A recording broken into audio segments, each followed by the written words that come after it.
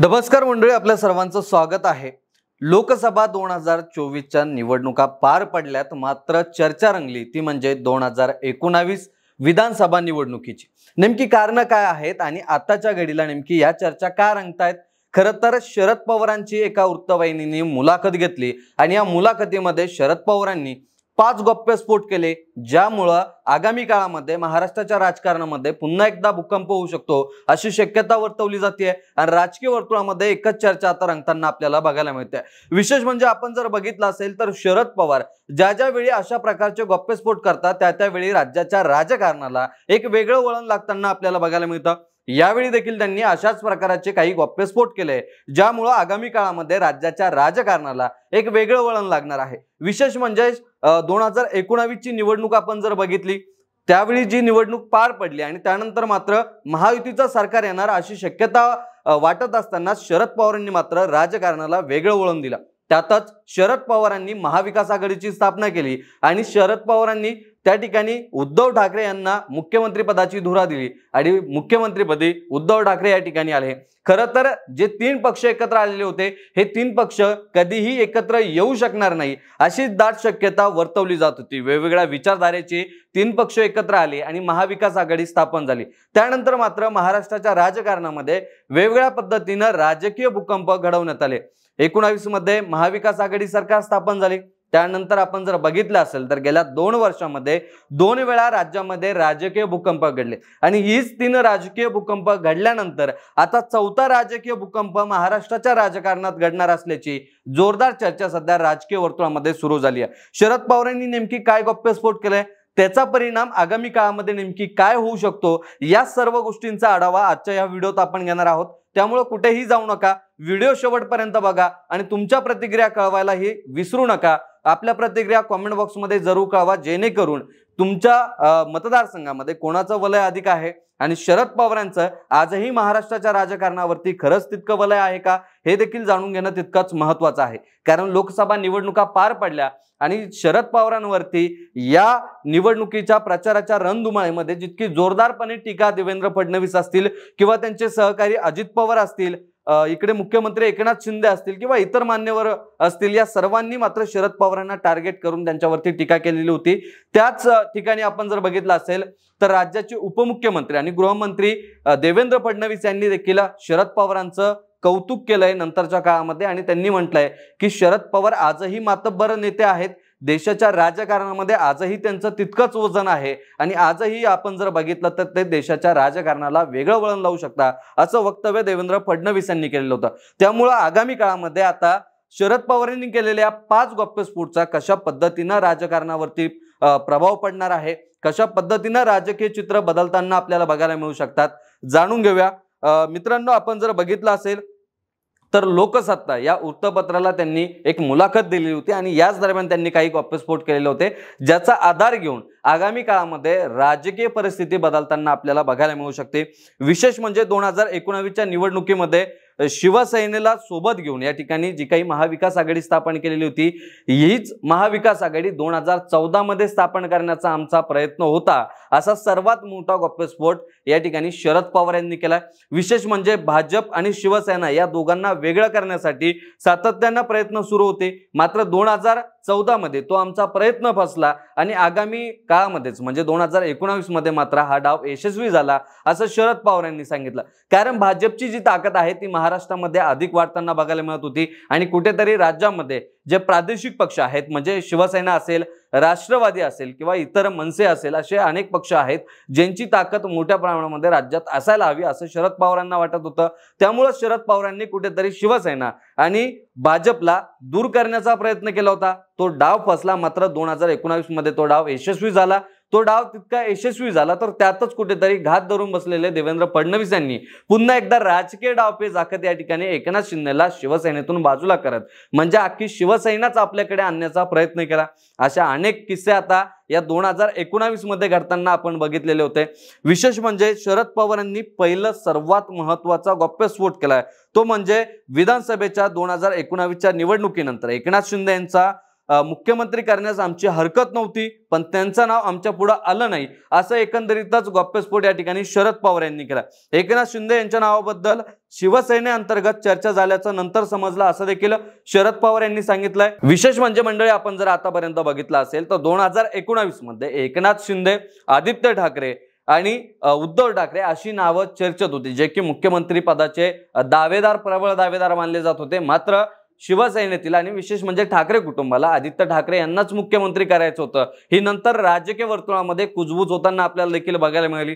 त्यामुळे कुठेतरी एकनाथ शिंदे यांना डावलण्यात आलं। मात्र एकनाथ शिंदे यांनी पूर्वीच्या काळात देखील, म्हणजे ज्यावेळी शिवसेना भाजप सत्तेत होतं त्या काळी देखील त्यांनी नगर विकास मंत्रीपद या ठिकाणी भोगलेले होते, ते नगर विकास मंत्री होते। त्यानंतरच्या काळात देखील त्यांच्याकडे अनेक जबाबदारी दिलेल्या होत्या आणि त्या त्यांनी यशस्वीरित्या पार देखील पाडलेल्या होत्या। त्यामुळे एकनाथ शिंदे यांनाच मुख्यमंत्री करण्यात येईल असं 2019 मध्ये चर्चा रंगलेली होती। मात्र त्यांच्या नावाची चर्चा ही महाविकास आघाडीच्या प्रमुख नेत्यांच्या बैठकीमध्ये किंवा त्यांच्यापर्यंत पोहोचवण्यात आलं नाही, असं एकंदरीत सांगण्यात येतं। आणि हाच सर्वात मोठा गप्पस्फोट शरद पवार यांनी केला। विशेष म्हणजे एकनाथ शिंदे यांच्या नावाला शिवसेनेतूनच विरोध झाला, हे कुठेतरी त्यांच्या या वक्तव्यातून आता सिद्ध होताना बघायला मिळतंय। विशेष म्हणजे ज्या पद्धतीनं भाजपचे नेते सातत्याने उद्धव ठाकरे यांच्यावरती टीका करत होते किंवा अमित शहा यांनी देखील या निवडणुकीच्या दरम्यान, प्रचाराच्या रणधुमाळीच्या दरम्यान टीका केलेली होती की पुत्र मोहापायी या ठिकाणी शिवसेनेमध्ये फूट पडली। आता ते वक्तव्य अमित शहांचं कुठेतरी खरं ठरताना आपल्याला बघायला मिळत आहे। विशेष म्हणजे एकनाथ शिंदे यांच्या नावाची उद्धव ठाकरे असतील किंवा त्यांच्यासोबतचे इतर नेते मंडळी असतील त्यांनी चर्चा केलेली नव्हती। त्यामुळे एकनाथ शिंदे यांना कुठेतरी मुख्यमंत्री करण्यात हा शिवसेनेतीलच एक गट कुठेतरी मागे राहिलेला आहे। त्यामुळे शिवसेना उभाटा गट आज कितीही म्हणत असला की एकनाथ शिंदे यांच्या नावाला आमचा विरोध नव्हता, त्यांच्या मनामध्ये जर अपेक्षा होती, त्यांना जर अपेक्षा होती की आपल्याला मुख्यमंत्री करण्यात यावं, त्यांची जर इच्छा होती, त्यांनी ती बोलून दाखवायला हवी होती, आपण त्यांना मुख्यमंत्री केलं असतं, असं वारंवार सांगण्यात येतं। मात्र त्यांची इच्छा असताना आणि त्यांच्या नावाची चर्चा असताना देखील त्यांना डावलण्यात आलं आणि त्यांना हे डावलणंच कुठेतरी शिवसेनेमध्ये उभी फूट पडण्यासाठी कारणीभूत ठरलंय, हे खुद्द शरद पवार अप्रत्यक्षपणे मान्य करताना आता बघायला मिळतात। विशेष म्हणजे त्यांनी दुसरा सर्वात मोठा गप्पस्फोट केला, तो म्हणजे 2014 मध्येच महाविकास आघाडी सरकार स्थापन करण्याचा आमचा प्रयत्न होता। म्हणजे आगामी काळामध्ये काय होणार आहे हे शरद पवारांनी हेरलेलं होतं। 2014 मध्ये जर शिवसेना भाजपमध्ये फूट पाडण्यात ते यशस्वी झाले असते तर आता कुठेतरी राज्यामध्ये हे महाविकास आघाडीचं सरकार असतं किंवा महाराष्ट्रामध्ये राष्ट्रवादी शिवसेनेची ताकद अधिक असते, असा एकंदरीत प्रयत्नात शरद पवार होते। म्हणजे जो काही प्लॅन त्यांनी 2014 मध्ये आखलेला होता त्याला जिवंत रूप हे त्यांना 2019 मध्ये देता आलं असं म्हणावं लागेल। विशेष म्हणजे भाजप आणि शिवसेनेत अंतर पाडण्याचा आमचा प्रयत्न होता, शिवसेना भाजप सोबत गेली आणि 2014 मध्ये महाविकास आघाडीचा आमचा प्रयोग फसला, असं वक्तव्य शरद पवार यांनी या मुलाखतीमध्ये केलं। विशेष म्हणजे 2014 मध्ये शरद पवार हे सोबळावरती होते, म्हणजे सर्वच राजकीय पक्ष जे होते त्यांनी सोबळावरती विधानसभा निवडणुकी लढवण्याचा ठरवलेलं होता। सोबळावरती नारे देत त्यांनी निवडणुका लढवल्या, जिंकून आल्यानंतर मात्र महायुती महाविकास आघाडी असं तयार करण्याचं समीकरण करण्यात आलं। विशेष म्हणजे तिसरा जो महत्वाचा गप्पस्फोट त्यांनी केला तो म्हणजे प्रफुल्ल पटेल 2004 पासूनच भाजप सोबत जाण्यासाठी आग्रही होते।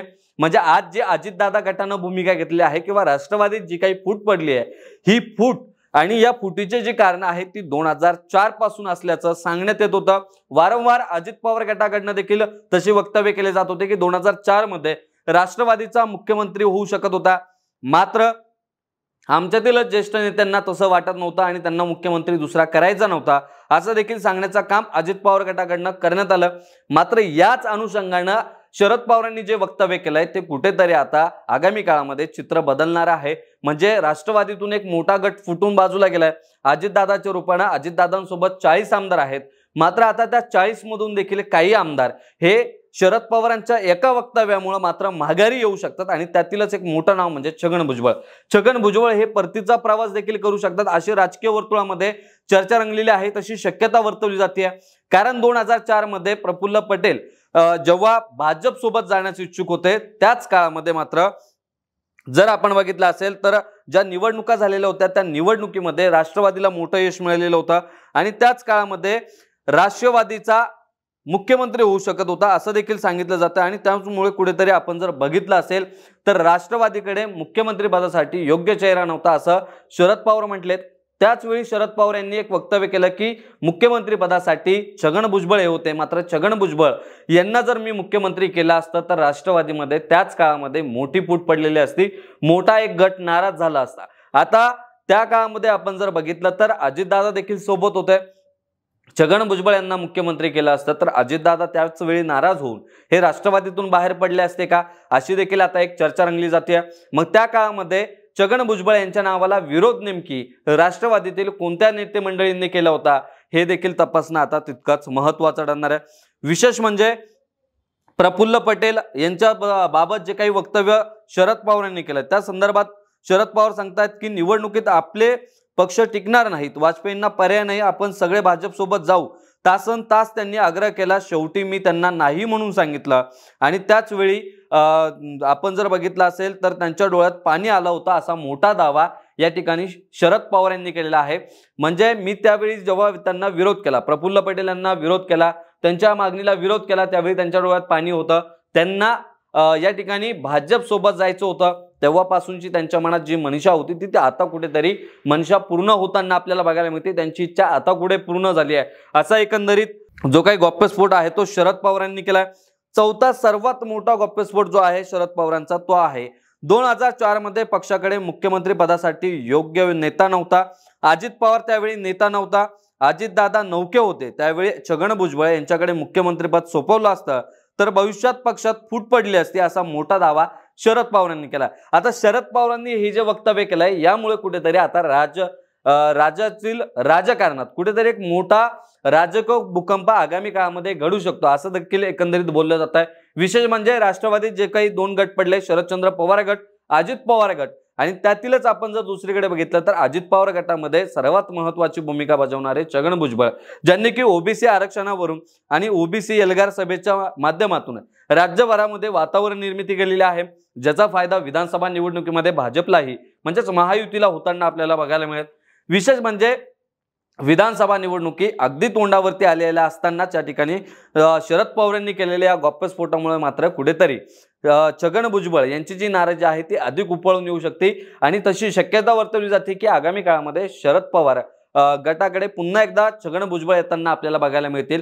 कारण छगन भुजबळ यांच्या नावाला जो विरोध होणार होता, जो काही मुख्यमंत्री पदाचा जो चेहरा आपण म्हणतोय तो म्हणून त्यांच्याकडे ज्यावेळी 2004 मध्ये बघितलं जात होतं आणि त्यावेळी जी काही फूट पडणार होती ती अजित पवार यांच्याच रूपाने पडली असती असं अप्रत्यक्षरित्या या ठिकाणी शरद पवारांना सांगायचं का, असा देखील आता प्रश्न राजकीय वर्तुळामध्ये उपस्थित केला जातोय। तशी जोरदार चर्चा आता राजकीय वर्तुळामध्ये रंगताना आपल्याला बघायला मिळते। विशेष म्हणजे आपण जर बघितलं असेल तर आगामी काळामध्ये अशाच पद्धतीची जी काही रणनीती आहे ती आखताना आपल्याला बघायला मिळतील। विशेष म्हणजे त्यावेळी प्रफुल्ल पटेल असतील, अजितदादा असतील, त्यानंतर सुनील तटकरे असतील, अशा अनेक दिग्गज आणि मातब्बर नेते हे राष्ट्रवादीमध्ये होते। त्यानंतर हसन मुश्रीफ असतील, अनिल देशमुख असतील, अशा अनेक राजकीय नेते होते ज्यांचे आपण जर बघितलं असेल तर छगन भुजबळ यांना मुख्यमंत्री पद दिलं असतं किंवा त्यांना दावेदारी त्यांची घोषित केली असती तर निश्चितच ही मंडळी नाराज झालेली असती आणि त्याच वेळी ही मंडळी जी आहे ती पुन्हा एकदा अजित पवार यांच्या नेतृत्वाखाली 2004 नंतरच बाहेर पडताना आपल्याला बघायला मिळालेली असती। आणि 2009 ची जी निवडणूक आहे जी आज 2024 मध्ये पार पडते, हीच 2009 मध्ये हे चित्र आपल्याला बघायला मिळालेलं असतं। हे टाळण्यासाठीच कुठेतरी शरदचंद्र पवार जे आहेत त्यांनी कुठेतरी ही डावपेच खेळलेला होता आणि 2004 मध्ये त्यांनी अधिकची मंत्रिपद घेऊन मुख्यमंत्रीपद जे आहे ते काँग्रेसकडे देण्याचं काम केलेलं होतं। त्या गोष्टीला देखील आणि जे प्रश्न अजितदादा गटाकडनं उपस्थित केले जात होते त्याला पूर्णविराम लावण्याचा प्रयत्न कुठेतरी शरद पवार यांनी केलाय। मात्र एक वक्तव्य जे आहे ज्याचा संदर्भ घेतला जातो, राजकीय वर्तुळात जोरदार चर्चा सुरू आहे, ती म्हणजे छगन भुजबळ यांच्या मुख्यमंत्री पदाची चर्चा शरद पवारांनी आता का घडून आणली। आता ही जी चर्चा घडून आणली आहे यामुळं मोठ्या प्रमाणामध्ये छगन भुजबळ यांना मानणारा जो ओबीसी वर्ग आहे त्याच्यामध्ये कुठेतरी नाराजीची लाट पसरू शकते आणि याच नाराजीच्या लाटेचा फायदा हा शरद पवारांना होऊ शकतो अशी देखील एक राजकीय वर्तुळामध्ये शक्यता वर्तवली जाते। आगामी काळामध्ये जर छगन भुजबळ यांनी घरवापसी केली तर हा मोठा फटका अजितदादा गटासाठी देखील असू शकतो। आता या संदर्भामध्ये आगामी काळामध्ये छगन भुजबळ काय प्रतिक्रिया देतात हे बघणं देखील तितकंच महत्त्वाचं ठरणार आहे। कारण छगन भुजबळ यांनी आगामी आपण जर बघितलं असेल 2004च्या आधीच्या काळामध्ये शिवसेनेतून बाहेर पडलेले होते, ज्यावेळी बाळासाहेब देखील हयात होते आणि बाळासाहेब हयात असताना फक्त 2च दिग्गज नेते आहेत जे बाहेर पडलेले होते आणि त्यानंतरच्या काळामध्ये राज ठाकरे एक होते, नारायण राणे असतील, छगन भुजबळ असतील आणि राज ठाकरे हेच बाळासाहेब हयात असताना पक्षातून बाहेर पडलेले होते आणि त्यानंतर शिवसेनेवरती देखील टीका करताना बघायला मिळालेले होते। त्यामुळे छगन भुजबळ राज्याच्या राजकारणामध्ये एक मोठं नाव आहे, ते नाकारून या ठिकाणी चालणार नाही। विशेष म्हणजे ओबीसी नेतृत्व म्हणून त्यांच्याकडे बघितलं जातं, त्याचमुळे भाजप त्यांना नाशिकमधून उमेदवारी देणार असल्याची जोरदार चर्चा होती। मात्र श्रीकांत शिंदे यांनी शब्द दिला होता आणि तो शब्द पाळणं फार गरजेचं होतं असं वारंवार एकनाथ शिंदे यांच्याकडून सांगण्यात येत होता। कारण शिवसेनेमध्ये उभी पुन्हा एकदा पडू शकते असा देखील एक संदर्भ देण्याचं काम एकनाथ शिंदे यांनी केलं होतं। त्यामुळे एकनाथ शिंदे यांच्या शिवसेनेकडे जी नाशिकची उमेदवारी आहे ती सोडण्यात आलेली होती आणि त्या ठिकाणी त्यांना उमेदवारी देण्यात आली नाही। तर त्या ठिकाणी आपण जर बघितलं तर छगन भुजबळ यांना महायुतीकडून उमेदवारी दिली गेली असती, मात्र त्यांच्या विरोधामध्ये पुन्हा एकदा हेमंत गोडसे असाच सामना रंगला असता, पण तो कुठेतरी अंतर्गतच संघर्ष टाळण्यासाठी असा निर्णय घेण्यात आलाय। मात्र आगामी काळामध्ये आता छगन भुजबळ या शरद पवारांच्या गप्पस्फोटावरती आणि दाव्यावरती काय प्रतिक्रिया देतात हे बघणं देखील तितकंच महत्त्वाचं आहे। कारण आतापर्यंत तरी त्यांची कुठल्याही प्रकारची प्रतिक्रिया यावरती आलेली नाही आहे, त्यामुळे आगामी काळात काय होतं हे बघणं फार महत्त्वाचं ठरणार आहे। पाचवा आणि सर्वात महत्त्वाचा जो गप्पस्फोट आहे जो या ठिकाणी शरद पवार यांनी केलेला आहे तो असा आहे, काँग्रेस बाहेर पडलेल्या नेत्यांनी स्थापन केलेले छोटे पक्ष विलीन होऊ शकतात, आपला पक्ष विलीन करण्याचा विचार नाही, पुढे या पर्याय तसा काही अर्थ नाहीये असं देखील त्यांनी म्हटलेलं आहे। असं स्पष्टीकरण त्यांनी दिलंय। कारण लोकसभा निवडणुका पार पडल्यानंतर म्हणजेच बारामतीवरती पूर्ण ध्यान केंद्रित असलेल्या भाजपनं त्या ठिकाणी कुठेतरी त्यांची ताकद कमी पडली असं जाणवल्यानंतर मात्र राष्ट्रवादी पक्ष हा काँग्रेसमध्ये विलीन होईल अशी चर्चा राज्याच्या राजकारणामध्ये घडून आलेली होती। विधानसभा निवडणुकीपूर्वीच या ठिकाणी आता जिल्हा परिषद आणि पंचायत समिती निवडणुका लागणार असल्याचं देखील सांगितलं जात आहे आणि त्याच पार्श्वभूमीवर कुठेतरी शरद पवार हे त्यांची राष्ट्रवादी काँग्रेसमध्ये विलीन करतील असं सांगण्यात येत आहे। आता अशी चर्चा रंगवल्यानंतर मात्र कुठेतरी काँग्रेस असेल, महाविकास आघाडी असेल यांना कुठेतरी फटका बसायला हवा अशा उद्देशातून ही चर्चा घडून आणलेली होती। त्या चर्चेला पूर्णविराम देण्याचं काम या ठिकाणी शरद पवारांनी केलंय। आता शरद पवारांनी ही जी 5 गप्पस्फोट केलेली आहे याचा परिणाम हा विधानसभा निवडणुकीवरती होताना आपल्याला बघायला मिळेल। ज्या उद्धव ठाकरेंवरती सातत्यानं टीका केली जात होती, ज्या उद्धव ठाकरेंना नेतृत्व नाही, वक्तृत्व नाही असं सांगितलं जात होतं, त्या उद्धव ठाकरेंनी मात्र लोकसभा निवडणुकीमध्ये भाजपच्या महायुतीच्या नाकीनऊ आणल्याचं चित्र निर्माण झालेलं आहे। आगामी काळामध्ये शरद पवारांच्या या वक्तव्याचा मोठा परिणाम राज्याच्या राजकारणामध्ये होताना बघायला मिळेल। ज्या पद्धतीनं सांगितलं जात आहे की जे काही शिवसेना आहे एकनाथ शिंदे यांच्या नावाची कुठेही चर्चा नव्हती, सुरुवातीपासून सांगितलं जातं की एकनाथ शिंदे यांच्या नावाची जोरदार चर्चा होती, पक्षांतर्गत त्यांना डावलण्यात आलं। यामुळं जो काही शिवसेनेचा गट आहे किंवा ठाकरेंकडे उर्वरित जे काही नेते मंडळी आहे ती तर एकनाथ शिंदेंकडे येऊ शकते किंवा एकनाथ शिंदेंसोबत गेलेली जी नेते मंडळी आहे ती उद्धव ठाकरेंकडे विधानसभा निवडणुकीच्या वेळी येऊ शकते अशी शक्यता वर्तवली जाते। संपूर्ण ही काही चित्र जे आहेत या सगळ्या गप्पस्फोटचा आधार हा 4 जून नंतर घेतला जाईल आणि जोरदार त्यावरून देखील राजकारण केलं जाईल, हे मात्र तितकंच खरं आहे। 4 जूनला जो काही निकाल हाती येणार आहे त्यानंतर मात्र महायुती टिकणार की त्या ठिकाणी महायुतीमधील सर्व जी गणित आहे ती विस्कटणार हे देखील बघणं तितकंच महत्त्वाचं ठरणार आहे। कारण एकनाथ शिंदे यांच्या शिवसेनेला कमीत कमी जागा मिळणार असल्याचं सांगितलं जात आहे, तर दुसरीकडे अजित पवार गटाला एखादी जागा मिळू शकते असं देखील सांगितलं जाते किंवा ते खातं उघडणारच नाही असं देखील एक राजकीय वर्तुळात चर्चा रंगलेली आहे। विशेष म्हणजे देशाच्या राजकारणामध्ये आपण जर बघितलं तर केंद्रामध्ये सत्ता ही भाजपचीच असेल। गेल्या वेळी 303चा जो आकडा होता तो पार करताना आणि त्याही पुढे जाताना भाजप आपल्याला बघायला मिळेल असा देखील एक दावा व्यक्त केला जातोय, तशी देखील एक राजकीय वर्तुळात जोरदार चर्चा आहे। मात्र महाराष्ट्रामध्ये जो काही 45+ नारा भाजपने दिलेला होता ते स्वप्न मात्र भंगताना आपल्याला या ठिकाणी बघायला मिळणार आहे। ते स्वप्न भाजपचं महाराष्ट्रामध्ये पूर्ण होणार नाही। भाजपला फार फार तर 28 जागांपर्यंत म्हणजे महायुतीला 28 ते 30 जागांवरती समाधान मानावं लागेल असं चित्र सध्या निर्माण केलं जात आहे। तशा पद्धतीची परिस्थिती सध्या निर्माण झालेली आहे असं एकंदरीत सांगितलं जात आहे आणि या सर्व गोष्टींचा परिणाम हा विधानसभा निवडणुकीवरती आपल्याला होताना बघायला मिळेल। आता शरद पवार यांनी केलेल्या या गप्पस्फोटामुळे पुन्हा एकदा 6 जून नंतर राज्याच्या राजकारणामध्ये भूकंप घडताना आपल्याला बघायला मिळेल का, हे बघणं देखील तितकंच महत्त्वाचं ठरणार आहे। कारण एकंदरीतच सध्या तरी जी काही चर्चा रंगलेली आहे ती म्हणजे 6 जून नंतर पुन्हा एकदा राज्याच्या राजकारणामध्ये एक मोठा भूकंप होणार आहे। या राजकीय भूकंपाचे पडसाद हे 4 जून रोजी लागणारा जो काही निकाल आहे त्यानंतर उमटताना आपल्याला बघायला मिळणार आहे। कारण 4 जूनला कोणाला किती ताकद मिळते आणि कोणाचे किती खासदार निवडून येतात हे कळणार आहे। त्यानंतर मात्र प्रत्येक जो काही घटक पक्ष आहे तो निर्णय घेताना बघायला मिळेल। मात्र सध्या तरी जो काही भ्रम निर्माण होतोय किंवा जी काही शक्यता वर्तवली जाते ती म्हणजे महायुतीतील काही घटक पक्ष हे महायुतीतून बाहेर पडणार असल्याची जोरदार चर्चा राजकीय वर्तुळामध्ये रंगलेली आहे, तशी शक्यता वर्तवली जाते। मात्र आगामी काळात काय होतं हे बघणं देखील तितकंच महत्त्वाचं राहणार आहे। वाट बघूयात 4 जूनची निकालाची आणि त्यानंतर 6 जूनची जे दावे केले जात आहेत ते खरंच खरे ठरणार आहेत का हे बघणं देखील तितकंच महत्त्वाचं ठरणार आहे। या संपूर्ण घटनाक्रमाविषयी आणि आजच्या या व्हिडिओविषयी तुम्हाला काय वाटतंय कमेंट बॉक्समध्ये जरूर कळवा। व्हिडिओ आवडला असेल लाईक शेअर करायला विसरू नका। वेळ झाली थांबण्याची, थांबूया तिथं। धन्यवाद।